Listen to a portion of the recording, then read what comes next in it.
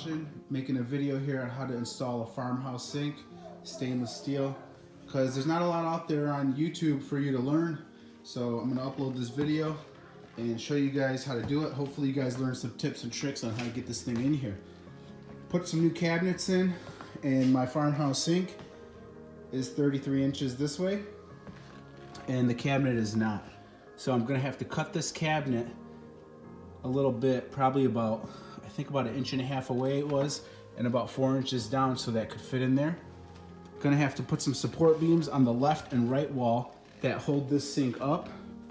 Now, if you have a countertop, these are made so the countertop goes over this edge right here, so it'll lay just like that, and water can drip over and into the farmhouse sink. This facing comes outwards, as you guys know, and will stick out just a hair. I'm gonna use a template, these 2 pieces of cardboard paper, and I'm gonna take this exact measurement and lay it as a template. Exactly that corner, and then the other piece of paper will go this way to this corner. I'll tape them together, lay it over it, use a pen, mark it, and then I'm gonna cut it out so the farmhouse sink goes right in. First, I'm gonna turn off the water and remove this whole countertop and this old sink that's getting removed. And then we're gonna move forward. You might need, definitely gonna need a drill, gonna need a level, maybe an oscillating tool or whatever you're gonna use to cut this out. Some people might use a jigsaw. I think I can get a better cut with that oscillator. That way I can cut a perfect line with 2 hands and get all the way around. From Home Depot. And if you guys don't know anything about sinks and you're just beginning, that there is different kinds where they call it a 50-50, being that this middle wall would be centered. This one is a 60-40, so that this way the wall is pushed this way and the garbage disposal will be on my right side. Also picked up this, I think this was a couple $100, made by Vigo. This was on the Home Depot website also. Nice modern style, magnetic attachment right here, and push button for like sprayer. Gonna put that one in there when that's done. This is nice construction, heavy duty, 6 gauge, I think it was, 6 mil is what they call it. Real heavy duty sink, well made. I think that was about $500 or $600 for that. Came with a lot of different accessories too. Those are in the box. It came with a piece of wood that goes here where you can just chop and cut, grates in the inside. I'll show you guys that later in the video as you're watching. Step was to turn off the water. Make sure it's turned off by turning on your sink and not getting any water. I turned it off, and then I removed the drainage plumbing. So let me tell you guys, when you take this on, expect to go to the hardware store for plumbing accessories or something that you're gonna need. Chances are you're gonna have to do that. So make sure you got a whole day to work on this thing. Sink all removed, water is off, plumbing is removed. Next step is to make a template with what I talked about earlier. Right here, taking the exact measurement and then placing it up against here, tracing it out. Always double check your measurements, measure twice, only cut once, because if you gotta cut twice, you probably made a mistake. If you've never done plumbing before, as soon as you unscrew a faucet, I ran into this where about 50% of the time, one of the faucets, even though the shutoff is off, tends to continue to drip, so be aware of that. I always keep extra caps so that way I can cap it. So when I'm done with the job, I can then remove the cap and save it for next time. It's nice to have those if you're gonna do future plumbing jobs. Also, I have a towel under here with a pan to catch all the dripping water or dirty water coming out of that drain pipe. I have my 33-inch template, which is perfect. Having a solid piece of paper cut from a factory that's perfectly square is a lot easier. I couldn't find anything around the house that was gonna give me that perfect shape. So I just double checked it and put my level up against my piece of paper and made sure that it was perfectly straight, which it is.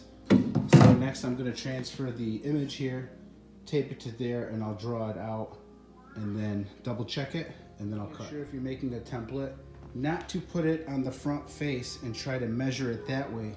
You'll end up with a bigger cut than needed. So that's why I have flipped this over, because I have a perfectly flat surface. But hopefully that makes sense to you guys. That rounded edge right there will give your template a bigger look. So when you flatten it out, it will no longer be rounded. So don't make that mistake and cut the extra. Got my template down there, and this is what I was talking about. You see that curve that it's taking on, that is not the exact shape you want to take your measurement from for left and right, because you'll end up coming up short because of that curve. But that's why we took the measurement from the bottom. Okay, so about the height, I know that I could, you see that paper, how I could just barely feel it? It's perfectly cut. So that template shows me my height up and down. On both sides, I've done the same thing in the same direction, because the sink's gonna go like that. So I'm gonna transfer this template over here to the exact height needed, and then I'll be able to draw out my line where I have it and cut it out. My sink is exactly 33 inches from left to right. So I have a measuring tape here, measuring the distance that I have to work with inside. That comes up to 34.5 inches exactly, which means if my sink is 33 inches, I now have 1.5 inches for play. So I'm gonna divide that in two, and that's where I'm gonna center my sink to be placed in this. So I have 3/4 of an inch on each side, right here. Also, my sink goes in 21 inches deep. The support beam right here needs to be cut. I went a little extra, it's not gonna hurt, so that way I don't have to double cut that because nobody's gonna see it. I am gonna place 2x4s right up against these walls, and the distance, or I'm sorry, the height that I'm gonna have them and place them on is going to be right up under this lip, holding that, and I'm gonna measure the distance and go cut 2x4s in the garage and bring them back in. So they will be holding the sink up underneath.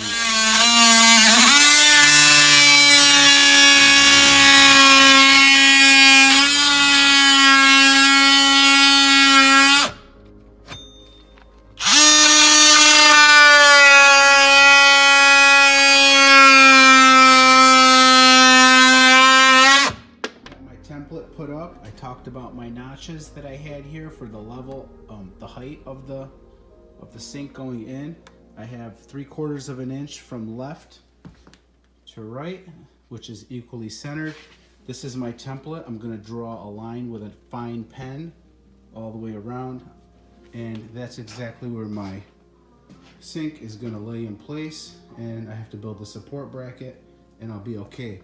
Might have to cut this out. I'm not sure if that's gonna bump it.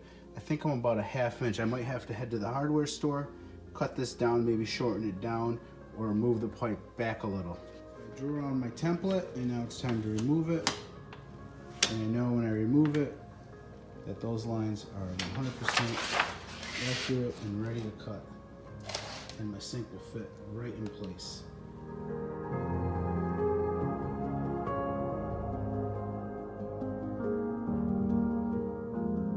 Tell you guys about the support that's back here for this this wall right here. Show you guys, there's only 2 screws holding that, and I'm actually having to cut that support out. So I'm probably gonna come to about here and cut all this out. You can't have this with just 1 screw in there, so I'm gonna put this support bracket behind it and screw it in. Make sure that your screws, or if you're using something like this, that your screws don't go all the way through. They can't be longer or they'll come out the other end. I marked and pre-drilled my holes, making sure not to go through all the way through the other side. I measured the distance where I was gonna, on the other side, I think I had 3.5 inches. So I marked the 3.5 inch mark. Oops, sorry. I marked the 3.5 inch mark, which is the top one. And then I'm gonna put my bracket about 3/4 of an inch, a little bit lower.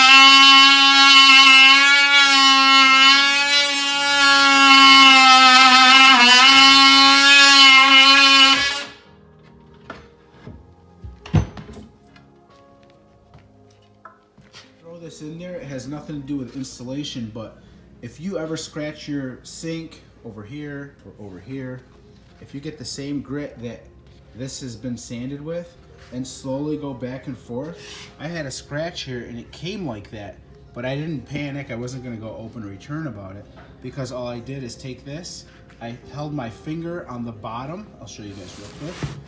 I held my finger or my thumb to ride the top so that way it didn't like go all over the place. So I kept going back and forth, holding my finger there for a guide, and I went back and forth and that thing disappeared. So it's gone. I should have put the scratch in there so you guys can see what I'm talking about, but same thing with like refrigerators. You got a refrigerator, but this one I could tell is a much finer grit. So if you get a really, really fine grit is what you want to do, because if I do this one, it's going to stand out too thick. So get the finest grit you can and start with that if you're not sure what grit you're thinking about. But this one has a finer or a heavier grit that it was sanded with, identical to this one, made on a sanding block. Throw that in there because you can have your stainless steel looking new like the day it was installed. Support brackets right here. I got them right there and right here. So now this sink is fully supported.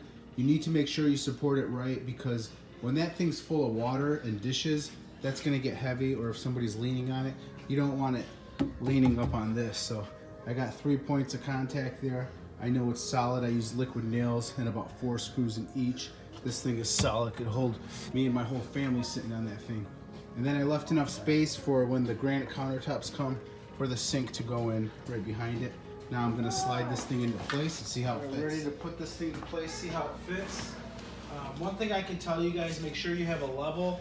Make sure if you're not good at measuring, have somebody with you who is good at measuring, because you need to make this so precise or you're gonna be very disappointed, especially if it's your home and it's something you're gonna notice and see all the time.